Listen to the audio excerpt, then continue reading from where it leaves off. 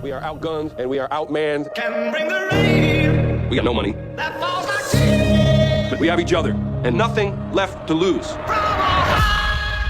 You ready? Oh, motherfucker. It's a new chapter, all right? Gotta have faith. Your girl, Rue. I take her. Rue belongs to us. The problem is, if you make a deal with the devil, there's no turning back.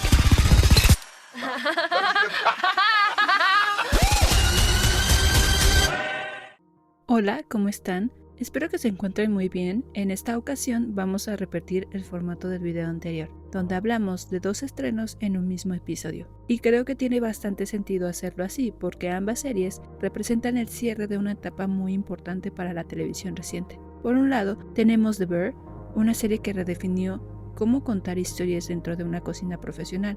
Y por el otro está Euphoria, una producción que cambió por completo la conversación alrededor de los dramas adolescentes. 2 series completamente distintas, pero que llegaban con exactamente la misma misión, demostrar que todavía tenían algo importante que decir. Así que sin más, comencemos.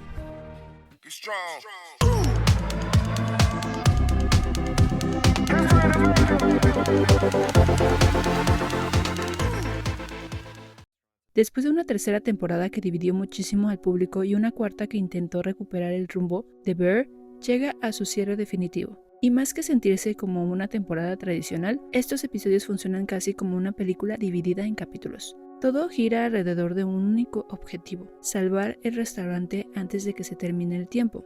Eso hace que la serie recupere gran parte de la tensión que la volvió tan especial desde el principio. Vuelven los servicios caóticos, las discusiones en la cocina y esa sensación de que cualquier pequeño error puede terminar derrumbándolo todo. Pero lo interesante es que The Bear nunca trató realmente sobre comida.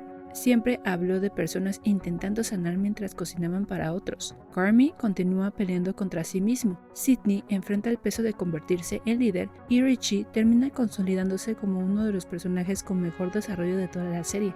En mi caso, fue una temporada bastante agridulce. Me gustó, pero tampoco terminé fascinada con ella. Curiosamente disfruté un poco más la anterior, aunque tampoco me parece la mejor. Aquí prácticamente todo gira alrededor de salvar el restaurante y de la relación entre Carmy y Sydney, dejando un poco de lado a varios personajes secundarios que habían ganado muchísimo protagonismo. Eso sí, uno de mis episodios favoritos con duración de 1 hora fue el de Gary. Funciona como una especie de precuela que ayuda a entender mejor la relación que tuvo Richie con Mikey antes de tener a su hija, y complementa muy bien varias cosas que ya conocíamos. No cambia la historia principal, pero sí enriquece muchísimo el universo de la serie. Mi mayor problema llega con el final. No me parece malo, de hecho creo que era necesario terminar aquí porque la historia ya empezaba a sentirse desgastada. Sin embargo, sí esperaba un desenlace mucho más grande.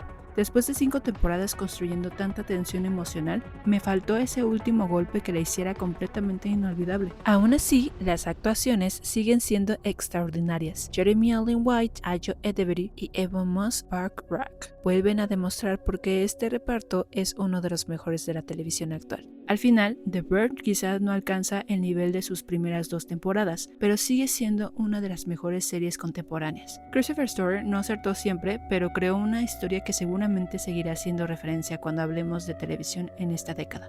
Por eso yo le doy a The Bear un 8 de 10.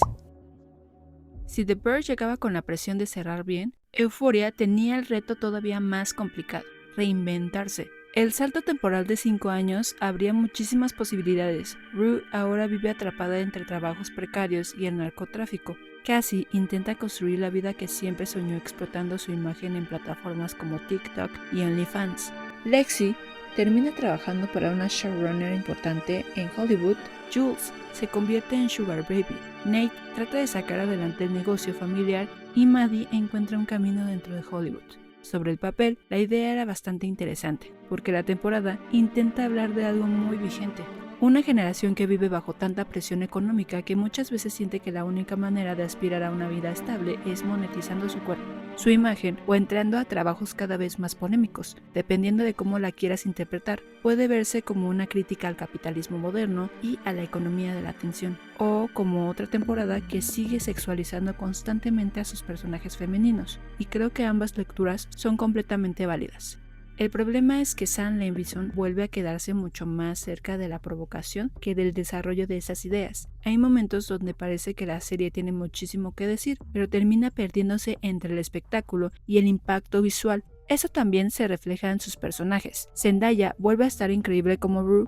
Sydney Sweeney entrega probablemente el arco más intenso de toda la temporada y, personalmente, me dio mucho gusto que Maddie por fin recibiera un desarrollo mucho más interesante que el de temporadas anteriores. Incluso personajes nuevos como Angel y Rosalía terminaron sorprendiéndome bastante. Pero ese crecimiento también llega a costa de otros personajes. Jules, que durante mucho tiempo fue el corazón emocional de la serie, prácticamente deja de evolucionar y termina sintiéndose completamente desaprovechada.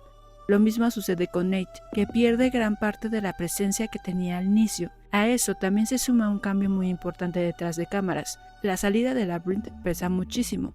Hans Zimmer hace un gran trabajo, pero el diseño musical de Euphoria cambia por completo. Lo mismo ocurre con la fotografía. Sigue siendo espectacular, aunque ya no posee esa identidad tan única que convirtió a la serie en un fenómeno visual.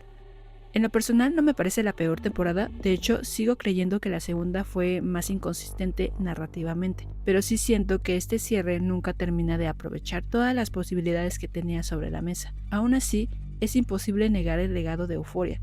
Más allá de si este final convence o no, sigue siendo una serie que marcó un antes y un después para los dramas adolescentes y cuya influencia seguramente seguiremos viendo durante muchos años. Por eso yo le doy a Euphoria un 6.8 de 10.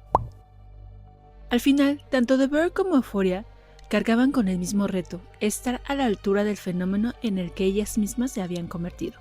Creo que The Bear lo consigue mucho mejor, tal vez no vuelve a tocar el techo de sus primeras temporadas, pero entrega un cierre coherente y fiel a sus personajes. Euphoria, en cambio, tenía ideas muy interesantes sobre la juventud actual, pero terminó perdiéndose entre la provocación y decisiones creativas que dejaron a muchos fans con un sabor bastante agridulce. Aún así, es imposible negar que ambas marcaron a toda una generación de espectadores y que, para bien o para mal, ya forman parte de las series más importantes de los últimos años. ¿Qué opinas de estos finales? Déjame tus comentarios y recomendaciones de series o películas que debería de reseñar próximamente. Dale like al video si te gustó y no olvides seguir las redes sociales de La Botanita Surtida y suscríbete al canal.